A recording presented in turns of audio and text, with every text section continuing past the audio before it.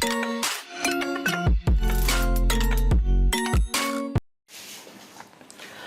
Friends, तो आज हम लोग बात करेंगे। एक नया प्रोविज़न आया है जिसमें ये बोला गया है कि अब आपको गुड्स की परचेज़ करने पर भी आपको TDS काटना पड़ेगा। तो इसके बारे में हम लोग थोड़ा बात करते हैं। एक सेक्शन 194Q एप्लीकेबल हुआ है जिसमें ये बोला गया है कि अगर आप कोई भी परचेज़ इन एग्रीगेट और इंडिविजुअली टोटल मिला के आप अगर 50 लाख से ऊपर करते हो तो 50 लाख प्लस अमाउंट पे, यानी सपोज़ करो अगर आपने 60 लाख का खरीद लिया या 60 लाख हो गई है क्रॉस, तो 60 लाख माइनस 50 लाख 10 लाख पे आपको TDS काटना पड़ेगा। TDS की जो रेट है वो 0.1% है, यानी कि बैलेंस 10 लाख पे आपको 0.1% का TDS काटना पड़ेगा। अब यहाँ पर आपको 3 चीज़ें थोड़ा ध्यान रखनी पड़ेगी। एक तो है कि भाई आपका जो लिमिट है वो 50 लाख की है ड्यूरिंग द प्रीवियस ईयर जिसमें आप फॉल कर रहे हो।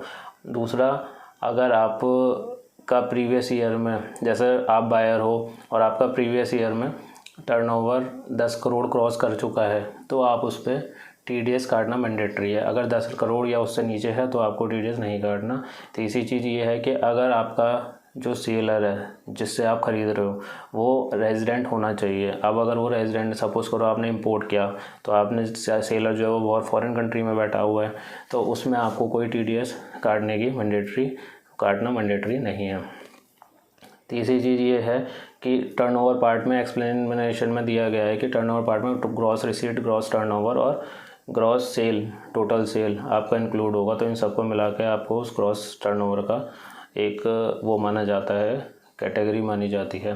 तीसरी चीज़ है कि अब अगर मानो 1 अप्रैल में आपने जून में कोई परचेज़ करी है और जून में वो परचेज़ करने के बाद आपका 1 अप्रैल से लेकर आप देखोगे जैसे जून से एप्लीकेबल हुआ है, लेकिन आप अप्रैल और मई में कुछ परचेज़ कर चुके हो वहाँ से, तो वो अप्रैल और मई की परचेज़ काउंट करके आप देखो अगर वो 50 लाख क्रॉस कर रही है, सपोज़ करो 75 लाख हो गई है, तो आपको टोटल 75 लाख माइनस 50 लाख 25 लाख पे आपको TDS काटना है 0.1% का। अब अगर आप सेलर जो है, आपका सेलर वो आपको पैन नंबर देने में इनकेपेबल है या नहीं देता तो आप उस पर 5% का रेट से TDS काटोगे।